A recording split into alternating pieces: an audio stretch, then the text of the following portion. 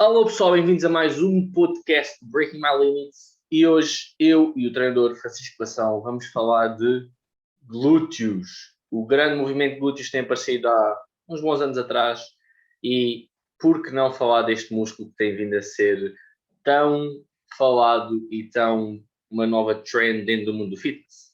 E é um bocadinho que vamos debater aqui neste podcast algumas dicas de como trabalhar aqui e ser um bocadinho mais específico no tipo de estímulo que damos a este músculo e quais os erros a evitar, quais aqueles exercícios que na realidade não servem para nada. E este podcast, apesar de ter sido pensado para mulheres, atenção homens, que qualquer pessoa que tente ter uma boa imagem corporal, um homem com um bom glúteo, com um bom rabo, dá outra imagem, ou não? Elas é que o dizem e comprovam, portanto. Portanto, ou não, Aliás, nota-se logo quem é o gajo que treina perna a sério e treina glúteo a sério e o gajo que não treina.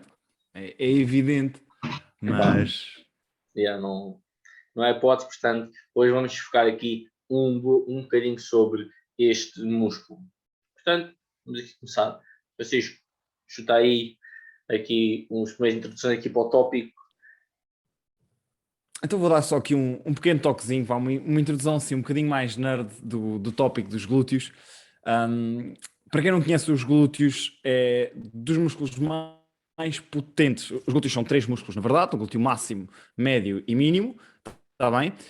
E são provavelmente dos músculos mais potentes que temos no nosso corpo, também dos mais volumosos, mesmo que tenhas um rabo pequeno, ainda assim continua a ser dos músculos mais volumosos, e é fundamental, não só de uma perspectiva de performance atlética, também para quem está no mundo do desporto, é dos músculos mais cruciais para tudo o que é aceleração, sprints, saltos e potências em remates ou algo do género, tal como também é crucial para o treino de musculação. Seja porque queres desenvolver quadríceps grandes, ou seja, a parte da frente da coxa grandes, e precisas de um glúteo que suporte grande parte dos movimentos, seja porque queres garantir que a tua lombar não é adulterada ou destruída numa carrada de movimentos e por isso precisas de um extensor da anca forte, que é o glúteo, ou porque gostas de fazer peso mortos e afins, e o glúteo aí é crucial. Portanto, os glúteos são um músculo imprescindível, seja do ponto de vista estético, porque queres ter um glúteo maior, ou do ponto de vista de performance, é um músculo que tu não podes menosprezar. E olhando então para aquilo que são os glúteos são maioritariamente 3 músculos diferentes, que se situam na parte de trás do nosso corpo, ali na zona da bacia, e que, embora toda a gente pense que há uma grande diferença entre glúteo máximo e glúteo médio, sabendo que o glúteo mínimo é muito pequenino e geralmente não o treinamos diretamente, ou não procuramos treinar diretamente, porque não tem grande repercussão na parte estética e pequena repercussão na parte de performance, aquilo que nós olhamos mais é para o glúteo médio e para o glúteo máximo. E ao que parece, a vasta maioria das pessoas nunca olhou sequer para o que é um verdadeiro glúteo máximo e um glúteo médio. Porque um glúteo máximo e um glúteo médio são quase a mesma coisa. Há muito pouca diferença entre um glúteo máximo e um glúteo médio, em termos da orientação das fibras e do papel que elas têm.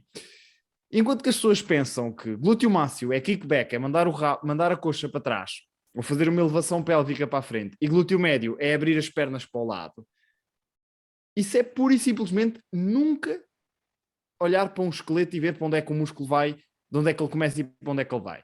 Porque se pensarmos efetivamente o que é que o glúteo máximo e médio fazem, é tudo bem extensão da anca, ou seja, se eu tivesse aqui, se isto fosse aqui o meu glúteo, é efetivamente mandar a minha perna para trás, a minha coxa para trás, mas num plano ligeiramente diagonal. Não é fazer isto numa cadeira abdutora e também não é mandar só para trás.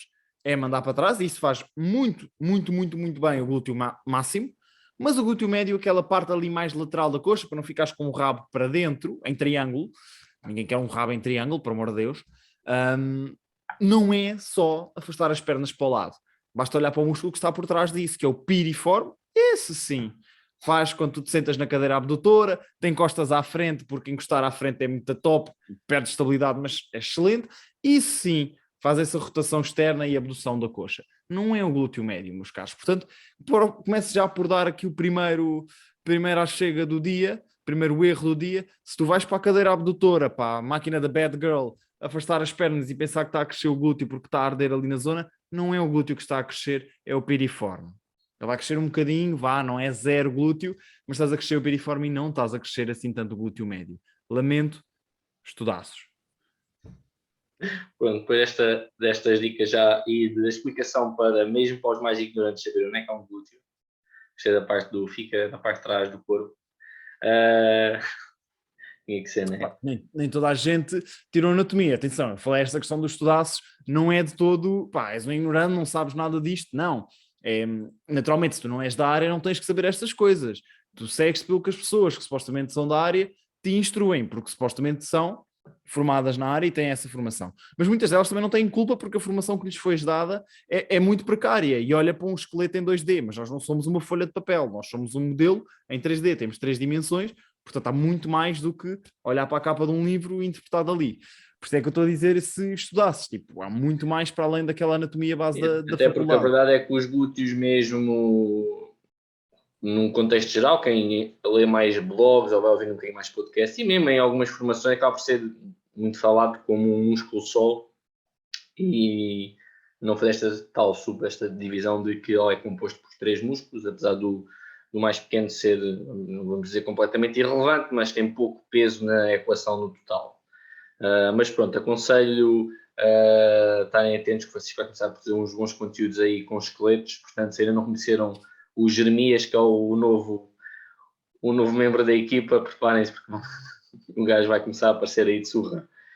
Olha, ainda hoje estive a gravar duas aulinhas disso, 2 partes de introdutórias lá para o curso, para a parte da anatomia. E digo-te já, acho que o maior desafio é conseguir prender os elásticos ao esqueleto. Mas vão sair dali umas cenas muito fixe. Portanto, pessoal, estejam atentos aí a conteúdo que vai sair. Pessoal que tem feito o nosso curso, preparem-se que vai ser explosivo. Falando aqui então dos glúteos, provavelmente vocês há de concordar comigo, é capaz de ser dos músculos, por um lado foi bom este novo movimento que tem surgido, porque trouxe, especialmente se calhar o público mais feminino aqui para um ginásio, com uma parte mais de hipertrofia, especialmente aqui também, falando aqui um bocadinho da componente das coxas, mas a verdade é que há um músculo que, se formos a ver em termos de volume efetivo que vocês dão durante a semana, é um pouco precário muitas vezes no plano de treino, ok? Portanto, pessoal, nós vamos falar aqui um bocadinho de alguns exercícios que vocês podem incorporar de algumas máquinas que possam ter para o fazer. Porque já aqui falou de algumas, as mais comuns de vermos é o kickback ou cadeira abdutora. Outro bastante famoso que tem aparecido, que vai tendo vários nomes, é quando vocês basicamente com uma espécie de cadeira isométrica e começam a andar para o lado. Atenção, o exercício tem algum sentido, mas se vocês forem ver o enquadramento e de onde é que ele surgiu, normalmente é aplicado em pessoas com uma performance muito específica em algumas modalidades e é quase feito como um exercício meio de aquecimento para uma transição. Portanto, quem segue o nosso trabalho, especialmente está a pegar aqui de uma recomposição corporal e de uma hipertrofia, não. Se quiserem perder tempo, sim. Se quiserem usar o ginásio de forma útil, podem-no tirar, porque ele não vos vai ajudar. Ok? Yeah. Portanto, obviamente, se querem ajudar as companhias... falar disso e eu lembrei-me de uma cena. Nós ainda vamos fazer um reel sobre isso. Está na lista das coisas para fazer. A pessoal no Stairmaster, naquela máquina das escadas, por favor, não mandem chutes para trás. Isso não vai fazer crescer o glúteo. Só se quiserem queimar mais calorias naquele movimento longa, é que é a única situação que eu possa pensar que possa ter algum efeito. Portanto, esse era o meu segundo erro. Pessoal, eu tenho aqui a lista preparadíssima. O Francisco falou de uma coisa muito importante, que é o glúteo é um músculo grande, ok? É um músculo grande, tem uma grande capacidade de produção de força. Portanto, porquê é que não lhe dão exercícios compostos? Ou exercícios que realmente vão a buscar? A verdade é que a evidência tem vindo cada vez mais a sair dentro disto. Já não há muita desculpa para dizerem dificuldade. Inclusive, há um artigo QB, vamos dizer, que foi interessante. Inclusive, esse demonstrou que o agachamento, se bem feito, como é óbvio, e dentro das várias variáveis que vocês podem alterar com a pressão dos pés e das pernas, vocês podem recrutar o glúteo e dar um excelente volume. Okay? Um agachamento normal, tradicional, é um excelente exercício para vocês colocarem. Agora, temos que ter noção que há agachamentos e agachamentos. Vocês fazem o tipo de pessoa que vai fazer um agachamento, pouca carga, e vai só para fazer o movimento, provavelmente não vai sentir um exercício tão estimulante. Se forem lá, tiverem foco realmente quais os músculos que vocês procuram trabalhar. Se fizer uma postura mais, hoje em dia é muito falado como o sumo, um deadlift, o sumo, um agachamento de sumo, são outros tipos de exercícios que vocês podem incluir que vão recrutar o glúteo, ok? São exercícios compostos, vão buscar bastante a parte do glúteo devido ao movimento da extensão também, por exemplo, um bocado da coluna, porque ela não deixa de fazer, vocês têm que trazer a bacia para algum lado, ela não fica lá atrás, e são exercícios que, mesmo para quem, vamos dizer, se querem inventar uma desculpa para não fazerem hip thrust, que é o famoso exercício que toda a gente, mal ou bem, acho que é o exercício que se vai fazendo que faz mais sentido do que tem aparecido no ginásio. A verdade é que vocês têm aqui exercícios compostos que podem usar, ok? As posturas sumo, regra geral, são feitas, são adaptações de exercícios que vocês podem fazer para ir buscar mais o glúteo, ok? E nós estamos aqui a falar de estimular e criar uma tensão muscular e não simplesmente uma ativação muscular, porque senão ficam só com aquela sensação de ardor bonita que não dá resultado no final. Yeah. Concordo plenamente. Eu acho que, principalmente no caso das mulheres, e é normal porque muitas vezes há aquele receio e há um bocado aquela aversão ao treino com cargas pesadas e afins, porque é natural, porque vivemos num mundo ainda onde persistem muitos mitos. Não estou a dizer isto, tipo, são as mulheres por serem mulheres ou o que for, não. Porque há mulheres que treinam muito bem e eu arrisco-me a dizer, há mulheres que treinam muito melhor do que a maioria dos homens. E por acaso temos alguns bons exemplos disso no nosso ginásio. Mas os exercícios compostos, para além de serem super eficientes, tipo, vais perder muito menos tempo para ter o dobro ou o triplo dos resultados. Pá, são excelentes para trabalhar os seus glúteos. É questão de trabalhar o músculo no alongamento, que já está mais do que provado que é altamente hipertrófico, altamente benéfico para desenvolver um bom glúteo.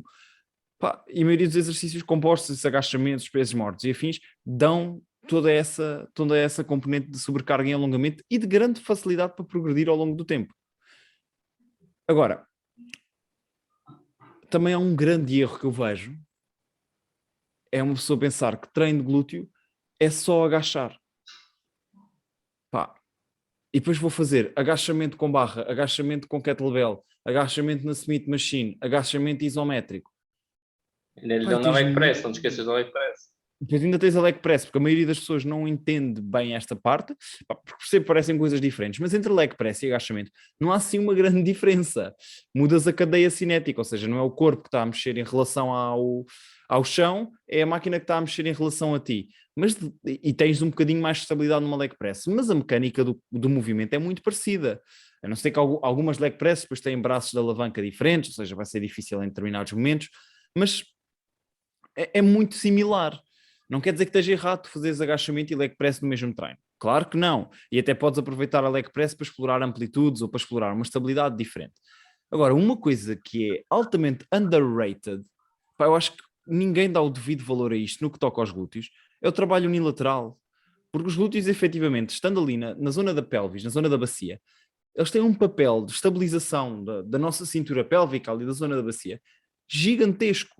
E num momento dinâmico. Então, exercícios tipo lunge, a passada, ou o agachamento tipo unilateral, o split squat, o lunge estático, são cenas brutais para trabalhar o glúteo, não só do ponto de vista dinâmico de estar a alongar e encurtar o glúteo, e tu num lunge tens uma componente dinâmica muito fixe, porque é fácil de inclinares o tronco, de alongares bem o glúteo, como ainda tens toda aquela componente de manter a coxa alinhada com a anca, que é um dos grandes papéis do glúteo. Portanto, por favor, não descartem o lunge, ou o agachamento búlgaro, ou a passada, ou o split squat. Tipo, eu arrisco-me a dizer, é um exercício, uma variante dessas tem que estar presente num planeamento de glúteo. É porque hoje em Pelo dia menos já... num dos dias. Sim, até hoje E em dia com tem amplitude. bastante acesso já às variações de lunge que vos permite ir buscar um pouco mais do glúteo. Portanto, se o vosso foco é mesmo só o glúteo naquele exercício, vocês com pequenas variações, nós podemos voltar a produzir um vídeo semelhante sobre esse e até podemos fazer um Reels, né? Agora está a bater na moda. Nós, por acaso temos, acho eu. Nós temos mas podemos voltar a repor e a meter no topo. Sim. Porque está explicado como é que vocês podem fazer essa pequena variação. Acho que é importante. Quero também aqui deixar uma dica para quem está um bocadinho mais dentro da área ou que gosta de fazer autodidata na investigação. Pessoal, artigos têm saído e a dar a superioridade ao agachamento em relação, por exemplo, ao hip thrust, ou quem gosta também hoje em dia já o single leg hip thrust, eu considero agachamento esse exercício que é brutal. Se tiveram alguma vez perguntado realmente qual é o melhor, a minha opinião é, pensem que acaba por ser um movimento com a gravidade a atuar no vosso corpo de maneira diferente, ok? Vamos dizer que uma é como fosse, para todos os efeitos, é como se tivesse empurrado a bacia completamente para o chão, está o exemplo do thrust, e a outra, basicamente, a vossa acaba por ter aquele suporte das pernas, que é no agachamento. Vamos quase como dizer que fosse vertical e horizontal, se vamos pensar assim, a direção da força, o hip thrust é como se fosse horizontal comparativamente ao vosso corpo. Porque é que não incluem os dois exercícios ou semelhanças entre esses, já que eles acabam por trabalhar de forma diferente aqui neste pequeno ponto. Um trabalha numa direção, outro trabalha noutra. Portanto, às vezes não é uma questão de ser superior, é só uma questão de ser mais englobar maior tipos de trabalho, vamos dizer assim. Portanto, não vou dizer se tem que ter os dois, mas se querem dar esse reforço extra no vosso treino, okay, fazem um exercício em que a carga acaba por atuar mais verticalmente, daqui a falar dos lunges, dos split squats, dos agachamentos e variações de thrust, por exemplo, que acabam por trabalhar de uma forma mais horizontal na parte de aplicação da carga. Tá bom? Yep. Eu queria só aproveitar para darem um seguimento a isso. É que essa ideia de juntares o hip thrust com o agachamento, para mim, também concordo plenamente. Mesmo que não seja no mesmo dia, podem ser em dias separados de treino na semana. É também começarmos a pensar numa seleção de exercícios com cabeça. Ok, eu não escolhi este exercício só porque trabalha glúteo. Eu escolhi este exercício porque dos vários exercícios que eu tenho que trabalha glúteos, complementam alguma coisa. É uma pecinha do puzzle que eu ainda não tinha tocado. E se nós formos ver a maioria dos exercícios que vamos fazer para glúteos, desses de extensão da anca, agachamento, lunge, deadlift e afins, são sobrecargas em alongamento. E o hip thrust é exatamente o oposto. É uma sobrecarga em encurtamento. Portanto, complementa muito bem o estímulo que estamos a dar ao nosso glúteo, porque sabemos atualmente que sobrecargas em alongamento e sobrecargas em encurtamento, mesmo para o mesmo músculo, vão sinalizar hipertrofia de formas ligeiramente diferentes. Portanto, complementam-se muito bem. Então aproveitem. Não repitam a mesma coisa. Não, aproveitem as várias ferramentas que têm ao vosso dispor. E não façam 10 vezes 10 só porque sim, por favor. Pessoal, temos já aqui algumas dicas que vocês podem começar a aplicar nos vossos treinos. Como é óbvio, agora com a nova tendência que nós temos, vamos aí com a pergunta da semana.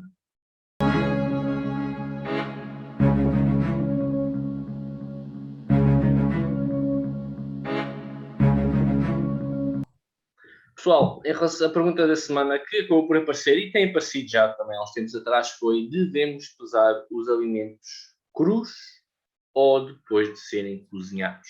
Okay? Vamos responder aqui os dois, eu vou dar aqui o que é a introdução. A verdade é que nós defendemos que devam ser pesados crus. Okay? Isto porque vocês quando cozinham vão alterar o peso do alimento.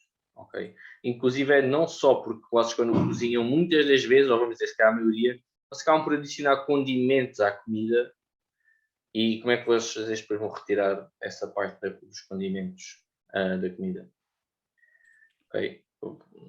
E depois, Sim, força. é que para além disso dos condimentos, acho que este é o exemplo mais prático para eles entenderem, porque a pessoa até pode nem usar condimentos nenhuns.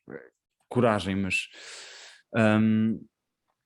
se tu grelhares um bife de 100 gramas, pegaste um bife que tem 100 gramas, um bife de peito de frango, meteste na grelha 5 minutos, ele vai perder água, ele vai desidratar um bocadinho. Aquelas 100 gramas passam a pesar 60. Mas a proteína, as calorias, tudo, é tal e qual as mesmas coisas. Ele continua com o mesmo que tinha quando estava cru, só que perdeu água e pesa menos. Mas não deixou de ter tanta proteína e não sei o quê. Se tu ainda deixares aquilo mais tempo na grelha, para além de virar carvão, ficar todo queimado, ele ainda vai desidratar mais. Portanto, em vez de 60 gramas, vai pesar 40. Mas vai ter tal e qual as mesmas calorias, a mesma proteína e afins, que o outro pedaço que teve lá de 5 minutos e pesa 60, ou cru, pesava 100. Se tu fores pesar aquilo cozinhado, tu não sabes efetivamente bem a precisão do que estás a comer. Agora, não quer dizer que tu não possas pesar cru, ter essa noção, e depois pesares cozinhado só para teres uma noção ocular.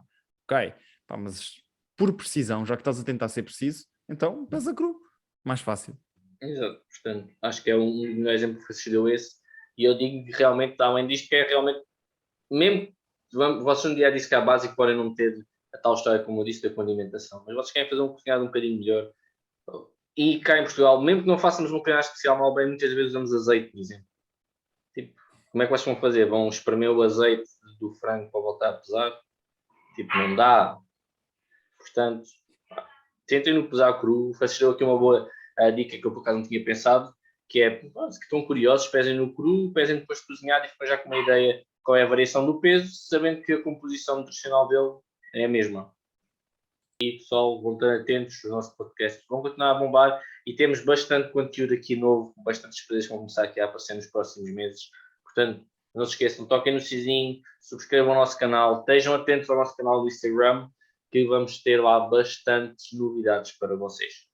De resto, pessoal, nós despedimos agora. Vemos na próxima semana e no próximo episódio.